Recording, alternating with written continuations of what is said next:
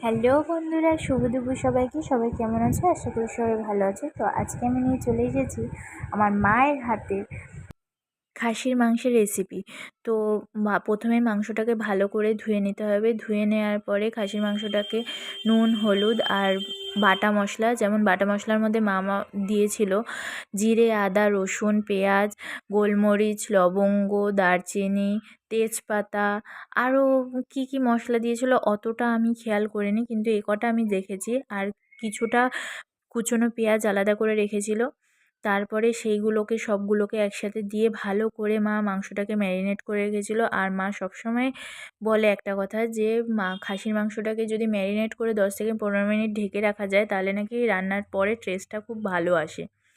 তো এইদিকে দেখো, কড়াই গরম হওয়ার সাথে সাথেই তেল দিয়ে দেওয়া হয়েছে। তেল দেওয়ার পরে কেটে রাখা আলুগুলোকে দিয়ে ভালো করে নুন হলুদ দেওয়ার পরে ভালো করে লাল লাল করে ভেজে নিয়ে একটা পাত্রে রেখে দেওয়া হলো। আর এদিকে মা আবার একটু কড়াইতে গরম তেল দিয়েছিল, দিয়ে তেজপাতা ফোড়ন দিয়েছিল। ফোড়ন দেওয়ার পরে মাংসগুলো দিয়ে ভালো করে কষানো হয়ে গিয়েছিল। কষানোর পরে যখন একটু তেল ছাড়তে শুরু করলো, তখনই মা একটা সাইডে জল গরম করে রেখেছিল। আর মা বেশিরভাগ খাসির মাংস রান্না করার সময় জল গরম ব্যবহার করে, এতে নাকি মাংসের ঝোলের টেস্টটা খুব ভালো হয়।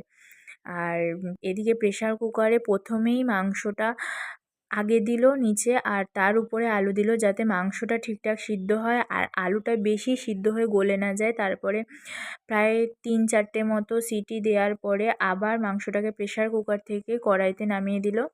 কড়াইতে নামানোর পরে একটু সামান্য ফুটানোর পরে গরম মশলা দিল। গরম মশলা দিয়ে ওই 1-2 মিনিট মতো ঢেকে রেখেছিল। ঢেকে রাখার পরে গ্যাসটা নিভিয়ে দিয়েছিল। কড়াইয়ের ঢাকনা তোলার সাথে সাথে সে মায়ের হাতের কি সুন্দর রান্নার গন্ধ। সবাই একবার বাড়িতে ট্রাই করো, আর প্লিজ সাবস্ক্রাইব মাই চ্যানেল।